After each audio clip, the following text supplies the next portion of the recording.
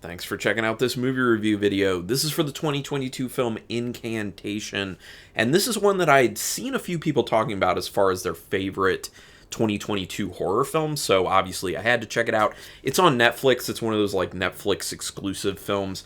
It is a foreign film. It's a Taiwanese film that's in the Mandarin language, so it is subtitled, but Netflix also has an option for dubs, and for me, it defaulted to that when I first started to watch it. So if you prefer to watch it that way, go ahead, whatever you're into. This one's directed by Kevin Koh, who also did the films Invitation Only, Doomsday Reverse, Dude's Manual, that one sounds fun, and Ah Choi. Written by Ko as well as Che-Wei Chang, who did not work on anything else. This was their first script. Quick synopsis. It's basically about a mother who has big-time concerns about her daughter. It's talked about a little bit. First, it's kind of just alluded to, like a one-sentence thing, and then it's talked about more later on that she had a mental health issue at one point in her life. But there was this question of is it actually what was going on, or was this tied into something else from her past that ties into the supernatural? I'm not going to go any further on that one, but she then starts to exhibit a bunch of concerns about her daughter, who may be affected by these past supernatural events that may be coming back, basically. And that's about as much as I'm going to tell you because I don't want to give too much away. It is a very interesting, compelling story, and I would recommend checking it out if you're into this type of film. Maybe watch the trailer to give you an idea, although might give away too much, but it establishes itself as a found footage film, but the camera work is actually pretty calm for a found footage film. A lot of typical found footage films, unbelievably shaky a lot of times. Obviously, there is that shaky aspect that comes in from time to time because characters at times running are holding the camera or moving around frantically trying to see what's going on with the camera. But they do a pretty good job of setting it up as the main character basically saying, look, I'm documenting this. So you understand why it's in the found footage style. And it makes sense. And like I said, they do a good job of kind of taking it above what the typical camera work is for a found footage film. So that is really nice. It looks quite good, but it still feels found footage, like it's actually being done by someone in the film. The beginning really sucks you in with a compelling setup and disturbing things that are shown very early on. There are some good kind of scares in this, some good creepy things that show up in the film, and they hit you with a bunch of them kind of quick in the beginning, which is a great way to kind of, like I said, suck in the audience and get them really engaged with the film, and I think they really did achieve that. Obviously, it kind of, takes some steps back as far as excitement level goes, in order to establish characters a little more in their relationships, which are really good, by the way. Really, they do a great job of introducing the characters, introducing their personalities, also their relationships with each other, and those feel very real. So that kind of speaks to the writing as well as the acting. The acting in this is really good. The writing in it is quite good as well. Like I said, they do a good job of getting you into the lives of the main characters and making you care about them. It is like one main character, but then there are a few other kind of secondary characters who are important to the story, obviously. But they do a really good job of endearing you to these characters, which is important if you're going to have a horror film because you want to care about the people who are going to be in dangerous situations. There's something said early in the film that makes you question what may be actually going on, but unfortunately they then end up calling it out later in the film.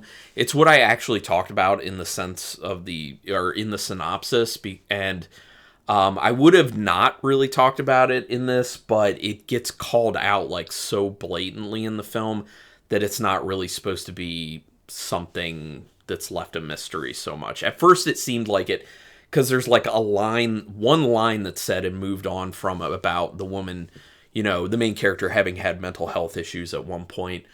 And that kind of like makes you like, oh, should I be questioning her perspective here since it is from her perspective? But that's not really a thing because they then like blatantly bring it out. And I was like, oh, okay, so this is not like, it would have been nice for them to be more coy about something like that and kind of work that into the script more, but it's not actually ending up being all that important to the film.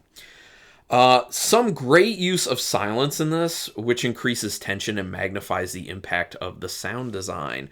Excellent sound design. The score is good when it's used, but when they drop the music out and they just have silence and you can just hear everything going on around the character, it kind of immerses you in the character's experience more, and it allows you to kind of feel the tension building that those types of situations build. And like I said, really brings out the sound design, which is awesome. And sound design can be used to great effect to make scary, creepy atmosphere, and they do that pretty well with this. Again, the acting is really good. Everything feels very natural and real for the story that's created here. You really do believe that you're seeing this found footage from this individual.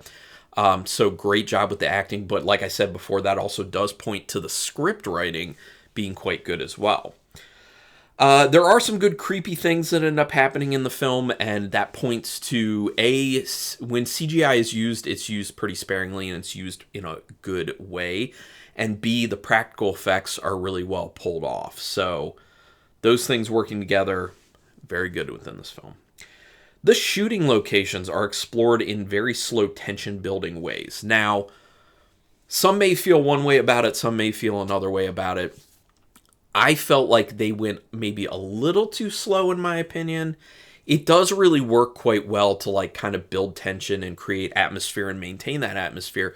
But at the same time, at some point, if the scenes are going on too long, you start to get a little bit bored, or at least I do. I start to get a little bit bored and I start to kind of be like, okay, I get the point. Like, what are we really doing here? But for other people, I know there are people who really like that. So it's kind of a little bit more of a personal thing in that sense, which, honestly, all of my reviews are just very personal.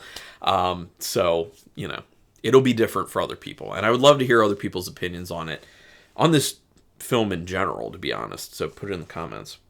The pacing, I don't think is great in this film. It's close to a 2-hour film. I think with credits included, it's like 1 hour and 51 minutes, which in my opinion, for what the material is and how slowly things move, I don't think it needed to be that long. I think cutting it down could be awesome for this film. Maybe cut it down like 20 minutes or so. Because like I said, there are a lot of those times where it's just kind of like the scenes are going on a little bit too long, even though they do serve a little bit to, building tension and everything. But once again, there are people who just love to kind of languish in the film and just take their time. I'm just not one of those people. They cut between past and present a bit in this film, which I thought was integrated pretty well when it comes to the actual story. There have been times where I see films where they're like, okay, like here's flashback stuff and then here's what's happening in the present. And it doesn't really come together well. It doesn't really feel like it fits. That's not the case with this film. I think they did a nice job of kind of showing you the past and showing you the present. And then in the end, they kind of come together so you understand why they're actually doing that in the first place. Like I said, there have been films where it's like they literally have the past and present thing going on. And then by the end, you're kind of like, did that even really matter? But no, it matters with this film, and I think they integrated that approach pretty well within the story. There's an emotional aspect to this film that's sold extremely well by the main actress. I'm sorry, I'm probably not going to do the best at her name. Hussein Yen-Sai. I'll spell it HSUAN-YEN, and then the second name is TSAI. So, I'm sure someone can actually tell me how to phonetically pronounce that, but did my best. The ending also is good. Oh, let me backtrack. I should say a little bit more. Her performance as the main character, not only does it sell the emotional aspect of the film, but you are mesmerized by her acting. It feels very realistic. She does a phenomenal job. She should be applauded for this performance, definitely. And then the last thing having to do with the events of the film, I think the film was really good. In general, the ending is good as well. It's not a phenomenal ending, but for what the story builds up to, it's satisfying. It's a good ending. And in its whole, it's a compelling story. I really did enjoy the story. I thought it was something a little bit new for what I typically watch, although I did see some flourishes of other films in it, kind of like The Ring and Host showing up. but it's kind of hard to get away from all influence from older films. So even though Host isn't like super old, but you know.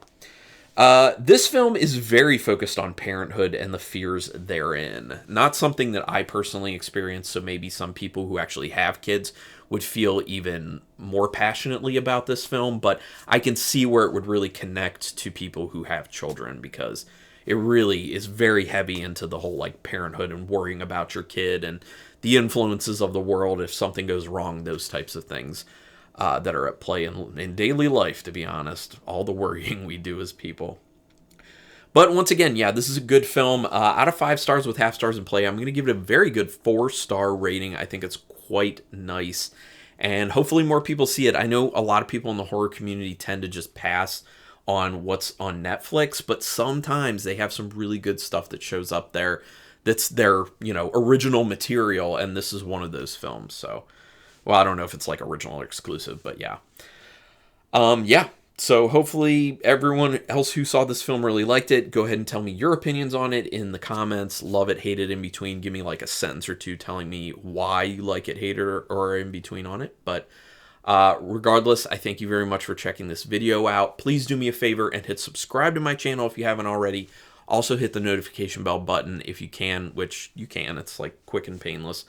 And that way you'll know when I'm putting up new videos, which I'm doing at least 4 a week at this point, which I think is a good amount.